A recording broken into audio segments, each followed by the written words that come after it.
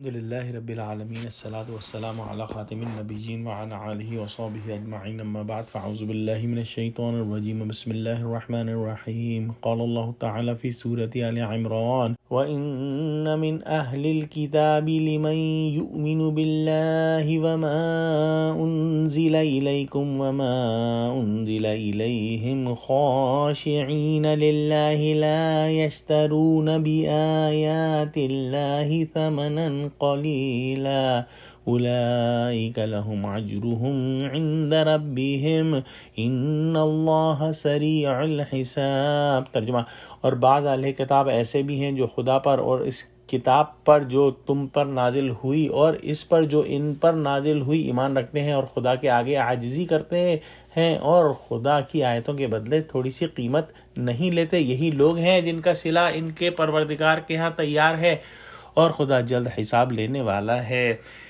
مطلب یہ ہے کہ اہل کتاب سب ایسے ہی نہیں جو کفر پر جمے رہیں اور اللہ کے آخری نبی اور آخری کتاب کے انکار پر تلے رہیں، بلکہ ان میں ایسے بھی ہیں جو اللہ پر ایمان لاتے ہیں اور جو کتاب مسلمانوں پر نازل ہوئی ہے اس پر بھی ایمان لاتے ہیں، اور جو کتاب ان خود پر آئی ہے نازل ہوئی ہے ان کے انبیاء کے واسطے سے اس پر بھی ایمان لاتے ہیں۔ ان کے اندر کوئی تکبر نہیں، وہ اللہ سبحانہ وتعالیٰ کے سامنے جھکتے ہیں اور اللہ کی آیات کے ذریعے تھوڑی سی قیمت حاصل نہیں کرتے۔ یہ لوگ طالب دنیا نہیں ہیں جو پوری کی پوری آخرت کے مقابلے میں ذرا سی چیز ہے۔ یہ لوگ تو آخرت کے طالب ہیں اور اللہ ہی کی رضا چاہتے ہیں۔ اللہ کے ہاں ان کو اپنا اجر ملے گا، لہذا حق کو یہ نہیں چھپاتے اور اللہ کی آیات کو صحیح بیان کرتے ہیں اور اپنی قوم سے کسی طرح کی رشوت کے طالب نہیں۔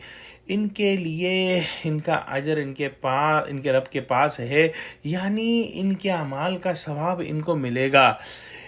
یہاں پر ایک بات جو ہے وہ سمجھنی چاہیے کہ قرآن کے اندر بیان ہوا ہے سورہ قصص کے اندر کہ یہ جو اہل کتاب ہیں اور جو ایمان لاتے ہیں حضور صلی اللہ علیہ وسلم پر اور قرآن پر، انہیں دوہرا اجر دیا جائے گا اس وجہ سے کہ انہوں نے صبر کیا۔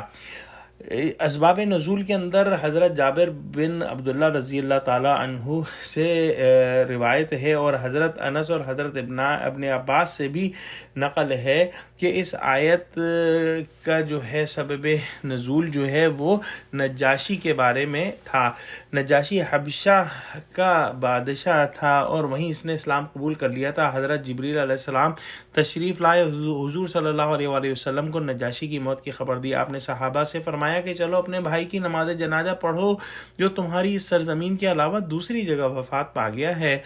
آپ بقی کی طرف روانہ ہوئے اور جب اس کی نماز پڑھنے لگے تو نجاشی کا جنازہ آپ کے سامنے کر دیا گیا، بطور معجزہ تھا۔ آپ نے نماز جنازہ پڑھی اور اس کے لیے استغفار کیا اور اپنے ساتھیوں سے فرمایا کہ اس کے لیے استغفار کرو۔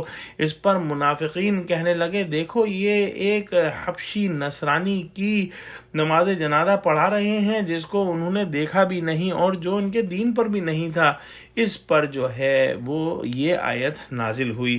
ایک اور جگہ سبب نزول کے اندر جو ہے نقل ہوا ہے جو کہ حضرت مجاہد اور ابن جریح اور ابن زید سے جو ہے نقل ہے کہ یہ آیت ان تمام اہل کتاب کے بارے میں نازل ہوئی جنہوں نے اسلام قبول کر لیا تھا اور ان دونوں باتوں میں کوئی تعارض نہیں۔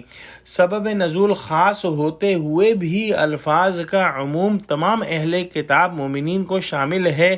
گویا اگر آج بھی کوئی اہل کتاب جو ہے وہ اسلام کو قبول کرتا ہے، حضور صلی اللہ علیہ وآلہ وسلم پر ایمان لاتا ہے اور اسلام کے اندر صدق دل سے داخل ہوتا ہے، تو اس پر بھی یہ آیت جو ہے وہ آئے گی اور اس کو بھی انشاءاللہ اللہ سبحانہ وتعالی جو ہے وہ دوہرا اجر عطا فرمائیں گے، جیسا کہ سورۃ قصص کے اندر آیا ہے۔ اس آخر میں اللہ سبحانہ وتعالی نے فرمایا کہ بے شک اللہ سبحانہ وتعالی جلدی حساب لینے والا ہے۔ ابرار اور جو صالحین ہیں ان کو ان کا بدلہ دیا جائے گا اور کفار اور جو شریر لوگ ہیں ان کو ان کا بدلہ دیا جائے گا۔ یہ دنیاوی زندگی گزارنے میں جو دیر لگ رہی ہے اس کو دیر نہیں سمجھنا چاہیے۔ جیسے ہی انسان کی موت آتی ہے اس کی قیامت تو اسی وقت شروع ہو جاتی ہے۔ دعا کرتے ہیں کہ اللہ سبحانہ تعالی ہم کو قرآن کا فہم عطا فرما۔ آمین۔ وآخر دعوانا الحمدللہ رب العالمین۔ السلام علیکم ورحمۃ اللہ وبرکاتہ۔